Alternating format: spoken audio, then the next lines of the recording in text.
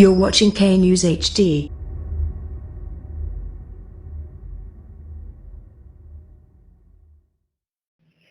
अस्सलामुअलैकुम, आप देख रहे हैं के न्यूज़ चैनल। खबर शामिल करते हैं लाहौर से। हमारे नुमाइंदे इरफान खान की रिपोर्ट के मुताबिक लाहौर सर्विसेज अस्पताल में हंगामा आरआई गोश्त मुलाजमीन की जानिब से की गई।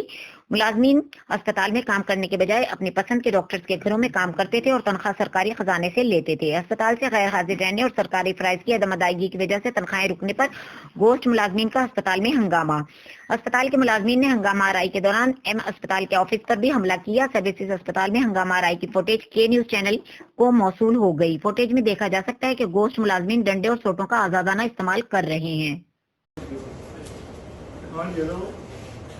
वो देखिए, ये शीशा उठाया उसने, वीडियो को नहीं, ये है, ये सहन है। वो देखिए सर, ये देखें और जो इसने गालियां दी हैं, ये देखें, ये किसी ने कोई हाथ इनको नहीं लगाया और ये खुद जख्मी हुआ है अपने हाथ से।